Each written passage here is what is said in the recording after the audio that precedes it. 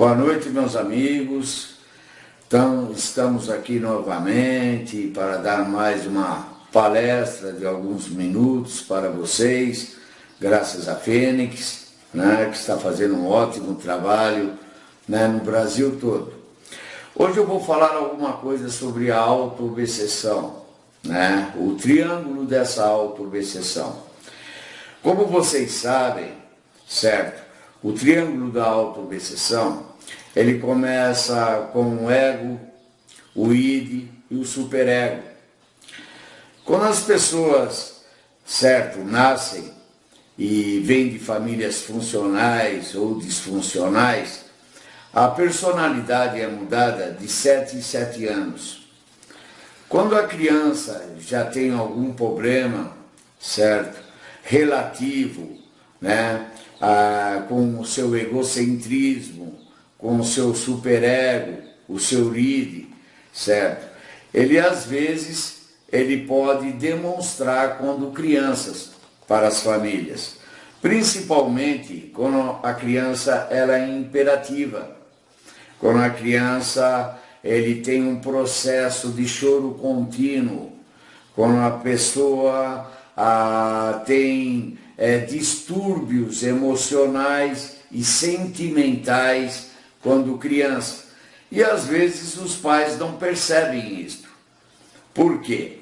Porque a criança já tem uma certa síntese, entendeu? No cérebro, uma certa mania que é difícil para os pais, quando a criança é pequena, certo?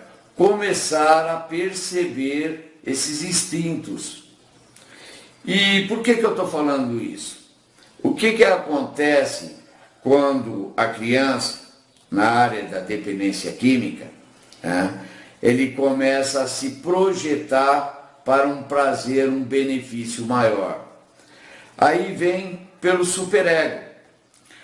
Por quê? Porque quando criança, ele já tem um problema que difere o cérebro dele, difere de uma certa maneira, que o id começa a tomar conta dessa situação. Isso já foi comprovado cientificamente e pela medicina também, e por nossos estudos elaborados na Fênix, certo? E pelos meus estudos também elaborados desde a época que eu trabalhava no Padre Haroldo. E o que acontece? A criança vai pegando essa ênfase e não sabe, nem os pais e nem a criança sabe que tem um problema. Esse problema ele gera, na base da medicina, a falta de dopamina, serotonina e endorfina. Que uma pessoa normal, ele sabe lidar com os sentimentos e com as emoções. Por exemplo, uma menina que perde o seu namorado, que tem, por exemplo, uns 2, 3 anos de namoro. Se ela tiver, certo, uma personalidade de um sentimento e uma emoção diferenciada e ela não sabe lidar com essa perca, o que vai gerar? Um conflito mental. Nesses conflitos mentais, certo? O que acontece? A pessoa fica chorosa, fica pensando sempre no passado, o subconsciente gera uma certa situação nesse passado que ela nunca esquece a pessoa que o largou. Então, como que ela fica? Ela fica doente, emocionalmente. Essa doença emocionalmente vai agravando de que maneira? Quando ela começa a chegar nos especialistas, e os especialistas falam que para ela quebrar o seu nervosismo, ela precisa tomar alguma medicação. Para ela quebrar esse tipo de emoção, que gera uma depressão, ela precisa tomar uma medicação. Invertendo os fatos que eu estou falando, isso daí acontece muito na área da dependência química. Ou por quê? A personalidade adictiva do dependente químico, ela deve ser direcionada desde criança. As famílias precisam compreender que os seus filhos, quando estão com a idade de 4 a 5 anos, estão adquirindo outro tipo de personalidade. E tem que perceber isso. Porque às vezes as crianças estão com a personalidade, por exemplo, imperativos, choram demais, têm problemas emocionais, não sabem lidar com o não, certo? E vários fatores. O que acontece? Quando ela chega aos 7 anos, ela passa para outra personalidade. Nessa outra personalidade, ela começa a ir para o colégio, ou ir para o ginásio, ou ir para o primário. E o que acontece? Ela vai se envolver com outras pessoas, nos quais ela vai encontrar amigos que têm a mesma personalidade, não igual, né? Mas os mesmos conflitos emocionais igual o dela que ela tem. Quando isso acontece, de repente sempre o que aparece no nosso mundo atual, a droga, para dar o prazer imediato. Quando a criança não é bem vista pelas famílias, não é tratado, as famílias não têm condições de levar psicologicamente, a família tem que começar a tratar dessa criança, certo? Com mais responsabilidade. Por quê? Para adquirir uma personalidade mais sofisticada. O que acontece na dependência química? Na dependência química, as crianças, geralmente, elas já nascem com problemas, né? Tanto genéticos como hereditários, nas quais outras terapias eu passei. Problemas emocionais, problemas sentimentais. Quando ele passa de uma personalidade para outra, o que acontece?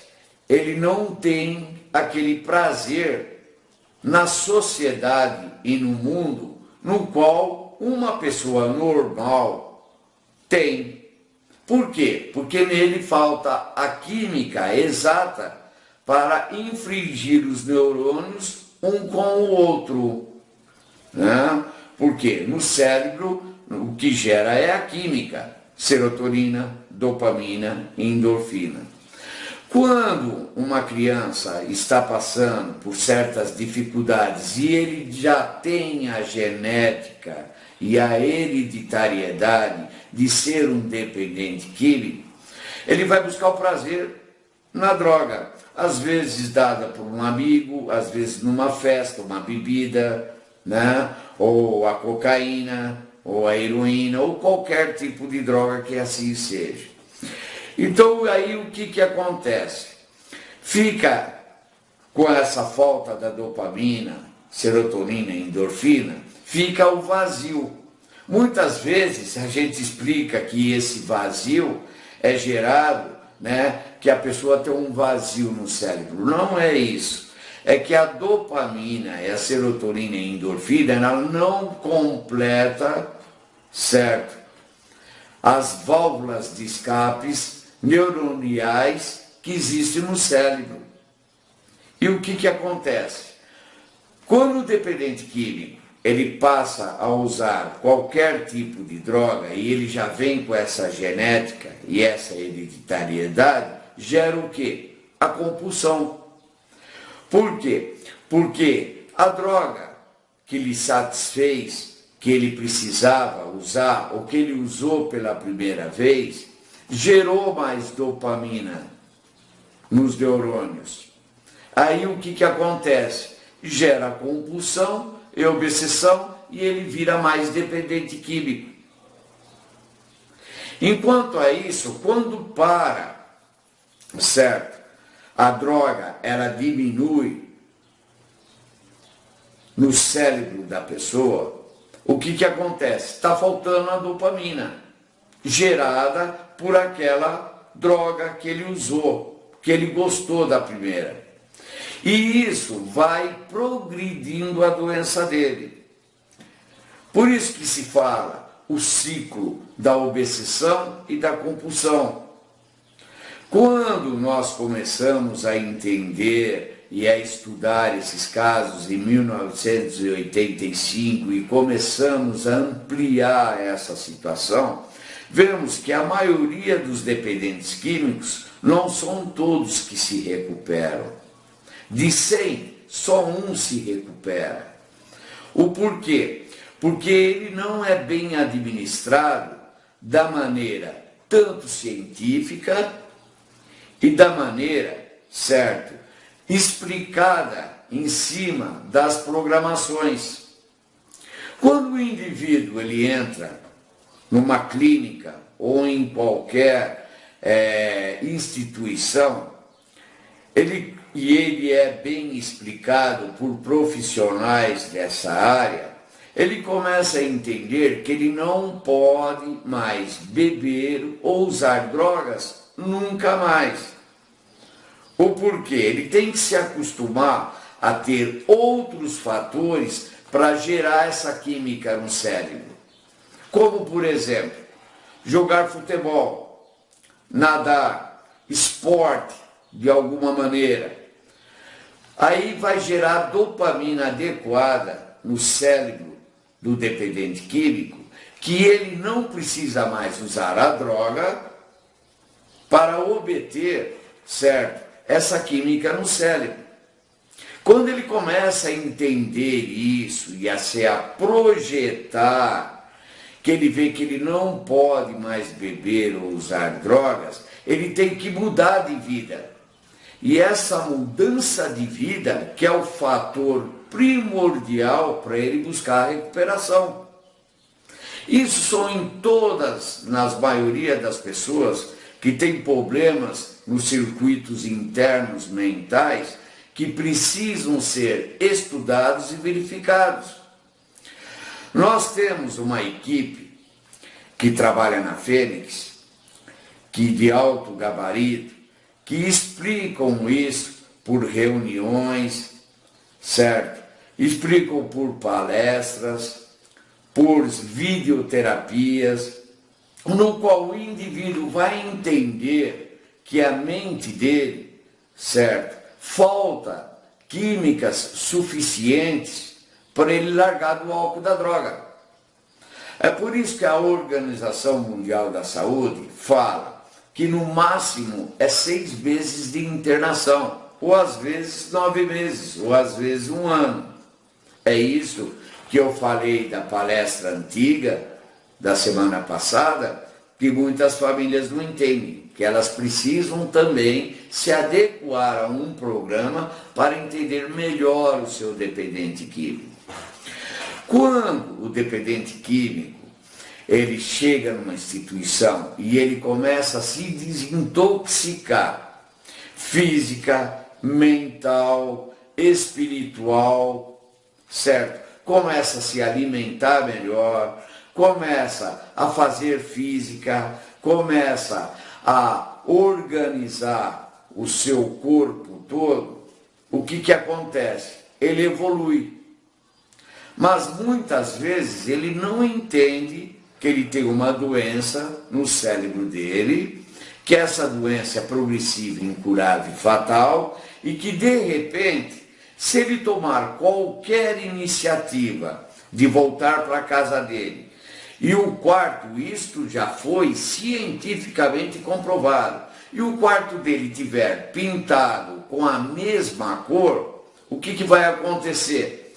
O subconsciente vai gerar uma programação diferente, certo?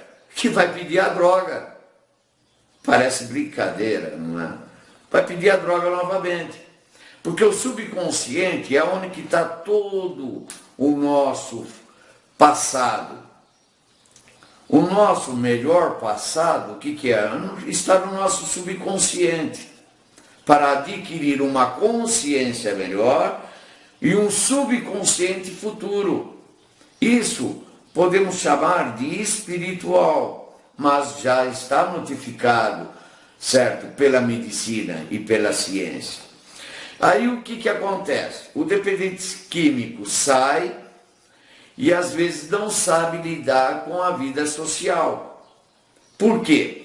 Ele não vai a passos de tartaruga e ele, pela compulsão, ele quer fazer tudo na hora. É onde que vem os declínios e ele volta a se drogar ou beber novamente. Isso eu posso falar com exatidão, porque há 30 e tantos anos que eu trabalho com isso. E estudei esse caso, certo? Como estudo até hoje. Então, o que nós temos que fazer? Quando o dependente químico chega na clínica, e ele é bem medicado, ele é bem desintoxicado, muitos dependentes químicos, ainda por muitos e muitos anos, ele precisa tomar um medicamento adequado. Por quê? Porque a sua mente, os seus neurônios, não estão recebendo, certo, as dopaminas adequadas. Por isso que ele precisa fazer a física, ele precisa se adequar com sentimentos mais benevolentes, ele precisa fazer caminhadas, ele precisa fazer natação, ele precisa praticar algum esporte que o quê? Que prevalece a dopamina dentro do cérebro dele. E é isso que a Fênix, nós, no nosso trabalho, nas minhas palestras, eu estou passando para os dependentes químicos e passo também para as famílias quando chegam a visitá-los. Por quê? Porque se o dependente químico ele não entender dessa doença, que a doença dele gera, certo, no seu psíquico, ele poderá recair novamente.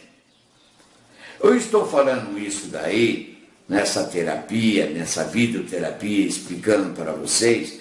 Por quê? Porque o dependente químico tem muitos que não aceitam isso. Por isso que ele se engana a si próprio.